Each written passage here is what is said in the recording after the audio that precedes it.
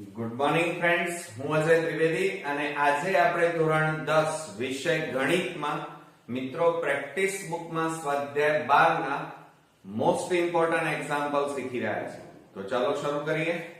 મિત્રો છઠ્ઠા નંબરનો આપણે આજે દાખલો જોઈશું અને એની અંદર 14 સેમી ત્રિજ્યા ધરાવતા નળાકાર ના એક છેડે 48 સેમી ઊંચાઈનો શંકુ અને બીજા છેડે એક અર્ધગોલક લગાવેલ છે. નળાકાર ભાગની ઊંચાઈ 22 સેમી હોય તો સંયોજિત પદાર્થની કુલ સપાટીનું ક્ષેત્રફળ શોધો.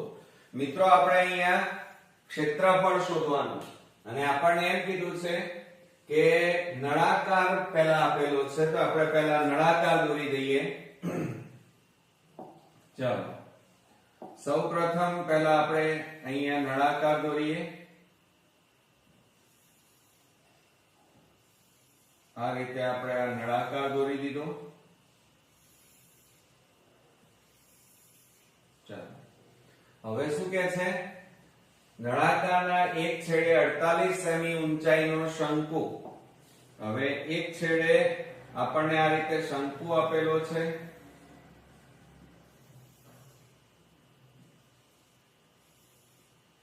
આ શંકુની ઊંચાઈ બરોબર 48 સેમી ઊંચાઈનો શંકુ એટલે અહીંયા આપણને ઊંચાઈ કેટલી આપી છે? 48 સેમી બરોબર. પછી અહીંયા બરોબર ધ્યાનથી તમે જુઓ. ત્યારબાદ બીજા છેડે એક અર્ધગોલક. હવે આપણને બીજા છેડે અર્ધગોલક આ રીતે આપેલો છે. આમ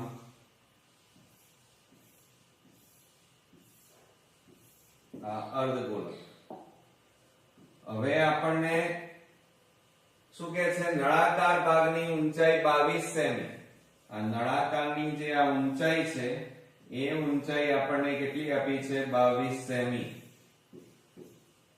આટલેથી આટલો ભાગ આપણને 22 સેમી હોય તો સંયોજિત પદાર્થની અને બીજું 14 સેમી ત્રિજ્યા ધરાવતા નળાકાર એટલે આ જે ત્રિજ્યા છે એનું માપ કેટલું આપ્યું છે? 14 સેમી. અહીંયા આપણે લઈએ આ પણ ત્રિજ્યા કહેવાય અને ત્રિજ્યાનું માપ આપણને અહીંયા આપેલું છે 14 સેમી બરોબર. ચાલો પછી શું કહે છે? સંયોજિત પદાર્થની કુલ સપાટીનું ક્ષેત્રફળ શોધો. હવે મિત્રો આપણી પાસે અહીંયા કુલ 3 પદાર્થો આપેલા છે. એક શંકુ, એક નળાકાર અને એક અર્ધગોલક બરોબર. હવે તમે શંકુની વક્ર સપાટી શોધવી હોય કારણ કે આપણે ક્ષેત્રફળ શોધવાનું છે એટલે શંકુની વક્ર સપાટી શોધવી હોય તો તમારે શેની જરૂર પડે? L ની જરૂર પડે. કેમ? કારણ કે એનું સૂત્ર શું થાય? પાઈ આર એલ. એટલે L એટલે ત્રાંસી ઊંચાઈ કહેવાય અને આ ત્રાંસી ઊંચાઈ આપણને આપેલી નથી અને એ આપણે શોધવી પડે. તો પહેલા આપણે શંકુની વાત કરીએ. ચાલો અહીંયા લખી કાઢીએ આપણે શંકુ અને શંકુની આપણને h આપેલું છે. h બરાબર 48 સેમી. હવે તમે જુઓ એની ત્રિજ્યા r, પાયાની ત્રિજ્યા r અને આ ભાગની ત્રિજ્યા આપણને કેટલી આપેલી છે? 14 સેમી. અને આપણી પાસે શું નથી? L નથી. એટલે પહેલા તમારે L શોધવો પડે. તો આપણે એનું સૂત્ર લખીએ. L બરાબર વર્ગમૂળમાં h² પ્લસ r². આ આપણું સૂત્ર છે બરોબર. L એટલે ત્રાંસી ઊંચાઈ અથવા એને મિત્રો તિર્યક ઊંચાઈ પણ કહેવાય. તો L બરાબર વર્ગમૂળમાં હવે જુઓ h એટલે 48 નો વર્ગ વત્તા r એટલે 14 નો વર્ગ માટે L બરાબર વર્ગમૂળમાં. ચલો હવે 48 નો વર્ગ એટલે 48 ગુણ્યા 48 કરીએ તો 0 4 8 32 3 4 4 16 ને 3 19 88 64 8 4 32 ને 6 38 4 8 ને 2 10 9 ને 1 10 ને 3 13 13 ને 1 ને 1 2 કેટલા આવ્યા મિત્રો 2304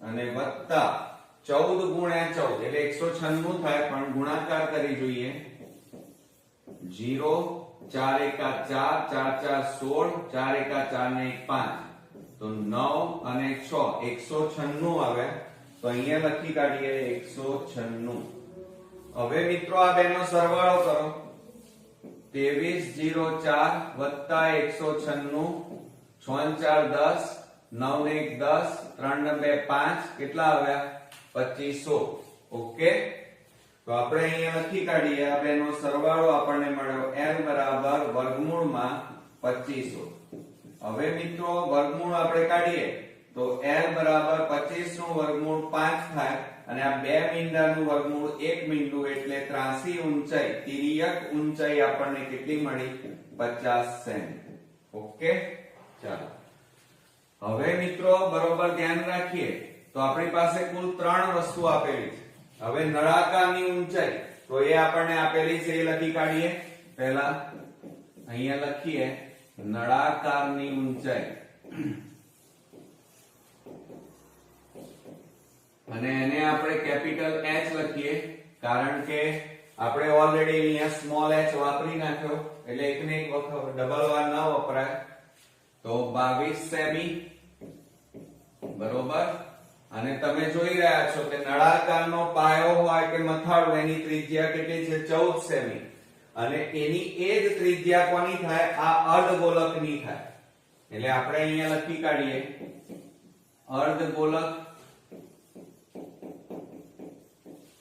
પછી નળાકાર આ ત્રણેય એક જ લાઈનમાં ગોઠવાયેલા છે શંકુ આ ત્રણેયની ત્રિજ્યા બરાબર કેટલી છે 14 સેમી થાય બરોબર મિત્રો ચાલો હવે તમે બરોબર જુઓ તો આપણને શું કીધું છે સંયોજિત પદાર્થ આ આખો જે પદાર્થ છે એને સંયોજિત કહેવાય તો આપણે એનું લખી કાઢીએ પહેલા કે સંયોજિત પદાર્થનું કુલ સપાટીનું ક્ષેત્રફળ કુલ સપાટીનું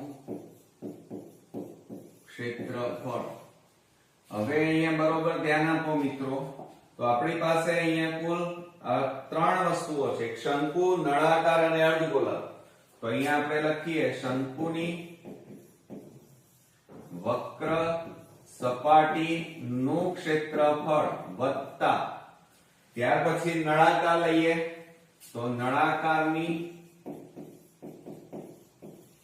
વક્ર સપાટીનું ક્ષેત્રફળ વત્તા એ નીચે કોણ છે અર્ધગોલક તો અર્ધગોલકની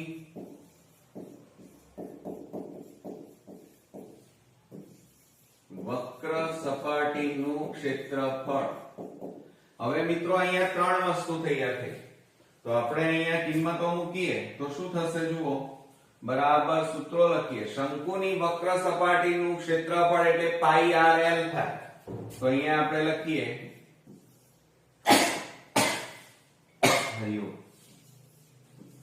વત્તા નળાકારની વક્ર સપાટીનું ક્ષેત્રફળ શું થાય મિત્રો 2 પાઈ r અને h બરાબર કેટલા લઈએ કેપિટલ H લઈએ બરોબર પછી અર્ધગોલકની વક્ર સપાટીનું ક્ષેત્રફળ અર્ધગોલકની વક્ર સપાટીનું ક્ષેત્રફળનું સૂત્ર શું થાય 2 પાઈ r સ્ક્વેર થાય ઓકે હવે આ ત્રણેયમાંથી કોમન કઈ વસ્તુ નીકળે છે જો પાઈ તો ત્રણેયમાં એટલે પાઈ નીકળે r ત્રિજ્યા ત્રણેયમાં સરખી એટલે એ સામાન્ય નીકળે હવે બાકી શું રહ્યું આમાંથી પાઈ r તો નીકળી ગયા તો l પ્લસ 2 અને h વધ્યા અને વત્તા અહીંયા 2 પાઈ નીકળી ગયા એટલે કે પાઈ નીકળી ગયા એટલે અહીંયા 2 r સ્ક્વેર માંથી r જાય તો r વધે આટલી વસ્તુ હતી હવે એમાં કિંમતો મૂકી દઈએ ચાલો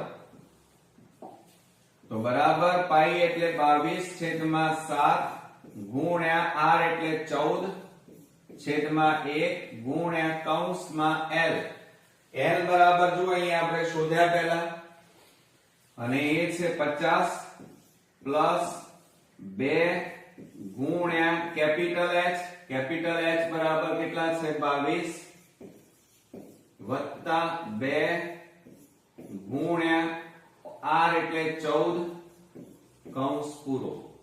હવે જો અહીંયા છેદ ઉડતા હોય તો ઉડાડી દેવાના મિત્રો. 7 દુ 14 થાય તો બરાબર કેટલા આવે 22 દુ કેટલા થાય 44 ગુણ્યા કૌંસમાં 50 વત્તા આ બેનો ગુણાકાર 22 દુ 44 પ્લસ આ બેનો ગુણાકાર 14 દુ 28 થાય. ક્લિયર?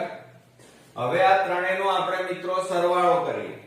ચાલો તો 50 પછી 44 અને 28 તો 8 ને 4 12 નો બગડો, 5 ને 1 6 4 10 ને 2 12 કેટલા આવે 122.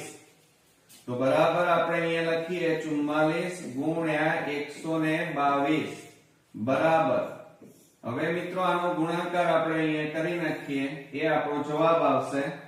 ચાલો તો 122 ગુણ્યા 44 કરો તો 0 4 દુ 8 2 4 8 4 1 4 8 8 અને 4 તો 8 8 ને 8 16 8 ને 4 12 ને 1 13 વધી 1 4 ને 1 5. તો મિત્રો અહીંયા 5368 અને અહીંયા આપણે ક્ષેત્રફળ શોધી રહ્યા છે, અને ક્ષેત્રફળ હોય અને સેમી માં છે એટલે એકમ કયો આવશે સેમી સ્ક્વેર આવે. તો મિત્રો જ્યાં સુધી તમને સૂત્રો ન આવડતા હોય ત્યાં સુધી તમે આવા દાખલાઓ નહીં ગણી શકો. તો આ ખૂબ જ અગત્યનો એક્ઝામ્પલ અહીંયા પૂરો થયો. નેક્સ્ટ વિડિયોમાં નવા એક્ઝામ્પલ સાથે ફરી મળીએ. ત્યાં સુધી ગુડ નાઇટ ફ્રેન્ડ્સ.